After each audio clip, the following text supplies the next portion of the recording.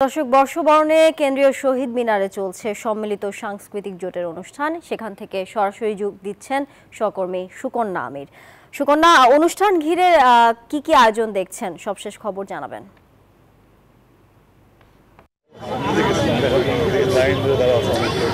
তানিয়া, শুভ নববর্ষ।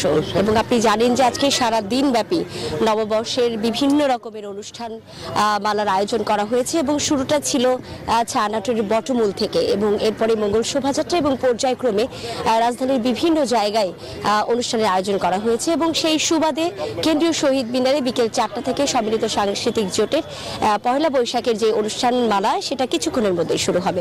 আমাদের সঙ্গে আছেন সম্মিলিত সাংস্কৃতিক জোটের সভাপতি গোলাম কুদ্দুস এবং তিনি যেটি জানিয়েছেন যে একটি নির্দিষ্ট সময় সীমা কিন্তু বেঁধে দেওয়া হয়েছে এবারের পহেলা বৈশাখ উপলক্ষে এবং সেই সঙ্গে ঈদেরও ছুটি রয়েছে। রাজধানীবাসী আসলে উপভোগ করছেন নববর্ষের যে আনন্দ ঘন পরিবেশটি রয়েছে সেটি, কিন্তু সেটারও প্রতিবাদ স্বরূপ এই যে সময়সীমা যা বেঁধে দেওয়া হয়েছে তার বাইরে যে সম্মিলিত সাংস্কৃতিক জোট প্রতি বছরই আসলে অনুষ্ঠানমালার আয়োজন করে থাকে কেন্দ্রীয় শহীদ মিনারে, এবারও তার ব্যতিক্রম ঘটেনি। এবার আপনাদের প্রতিপাদ্য কি থাকছে এবং আসলে সাংস্কৃতিক কর্মীদের আহ্বানটা কি থাকছে জনসাধারণের উদ্দেশ্যে? প্রথমত হলো যে যারা এই মুহূর্তে নিউজ 24 সেটের সামনে বসে আছেন তাদের সবাইকে নববর্ষের শুভেচ্ছা জানাই।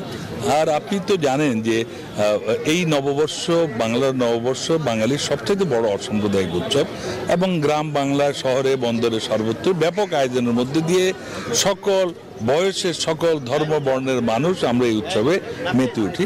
কিন্তু একটি শক্তি আছে যারা বাঙালির এই সংস্কৃতিকে ধারণ করে না, যারা মানুষের মধ্যে বিভেদ তৈরি করতে চায়, সংস্কৃতির মুখোমুখি ধর্মকে এনে দাঁড় করিয়ে দিতে চায়, তাদের রাজনৈতিক উদ্দেশ্যে আমরা প্রতি বছর সমৃদ্ধ সাংস্কৃতিক জোট এই আয়োজনটি করতাম ধানমন্ডি রবীন্দ্র সরোবর মঞ্চে, কিন্তু করোনা এবং ইয়ের কারণে, ওই রোজার কারণে গত কয়েক বছর আয়োজনে আমাদের কিছুটা বিরতি ছিল। তো আমরা আপনার সঙ্গে আবার আজকের অনুষ্ঠান সূচি সম্পর্কে জানবো, আপনি থাকেন আমাদের সঙ্গে। নববর্ষে যে অনুষ্ঠানগুলো রয়েছে সেটার সম্পর্কে আরো বিস্তারিত জানবো। এই মুহূর্তে এফডিসিতে রয়েছে আমাদের সহকর্মী ফাতেমা কাউসার, আমরা জানবো সেখানকার আয়োজন কি থাকছে। বিকাশে কম খরচে ক্যাশ আউটের লিমিট বেড়ে 50,000, প্রিয় এজেন্টও 2টা।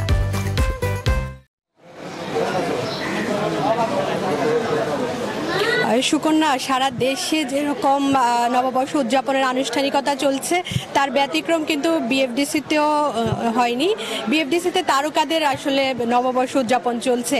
এখানে এসে যেটি দেখছি যে প্রচুর তারকা উপস্থিতি। আমি যদি ক্যামেরার চোখে আপনাকে একটু দেখাই, আপনি বুঝতে পারবেন যে এফডিসিতে তারকারাও আসলে তাদের নববর্ষ উদযাপনের আনুষ্ঠানিকতা করছেন। কিছুক্ষণ আগে আমরা দেখেছি তারা এখানে দুপুরে খাবারের আয়োজন ছিল, সব তারকাদেরকে নিয়ে তারা আসলে এখানে খাবার খেয়েছেন এবং উপস্থিত হয়েছেন, ছোটবেলার স্মৃতিচারণ করছিলেন।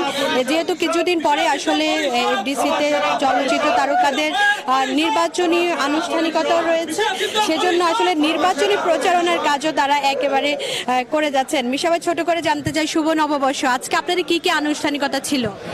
Thank you very much. আমাদের সকালে একেবারে আল্লাহ সর্বশক্তিমান সৃষ্টিকর্তাকে স্মরণ করে আমরা আমাদের ক্যাম্প আরম্ভ করেছি। তারপরে ইনশাআল্লাহ আমরা আমাদেরকে, যেহেতু সবাই অনেক লোক, আমাদের অনেক হিউজ লোক, সব রকম লোক আসবে, তখন আমরা চিকেন ভেজিটেবলস আর ওই যে কারি করেছি। তারপর আবার যারা চিকেন খাবে চিকেনের মধ্যাহ্ন ভোজের আয়োজন করেছি।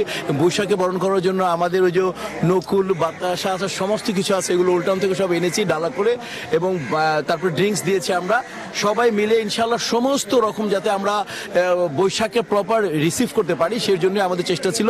এবং আমি দেশবাসীকে জানাই যে আমাদের পাশে থাকবেন, আমাদের সাথে থাকবেন এবং নববর্ষে আপনাদেরকে অনেক অনেক শুভেচ্ছা। শুভ নববর্ষ, আজকে কেমন উদযাপন করলেন বাংলা নতুন বছর? নতুন বছর তো নতুন ভালোই লাগবে, তবে যায় দিন ভালো আসে দিন খারাপ, তবে আমি মনে করি যে সামনের দিন ভালো হবে ইনশাল্লাহ। আসলে সবারই এমনটি প্রত্যাশা যে সামনের দিনগুলো ভালো কাটবে এবং পুরনো বছরের যে গ্লানি সেটি মুছে আবারও অসাম্প্রদায়িক একটি বাংলাদেশ হবে। স্লোগান আছে, স্লোগানটা হচ্ছে আমরা সবাই এক, জাগ্রত করি বিবেক। আমরা সবাই এক, জাগ্রত করি বিবেক। Thank you very much. অনেক ধন্যবাদ। আসলে সবার বিবেক জাগ্রত হোক, এটি সবার নতুন বছরের প্রত্যাশা।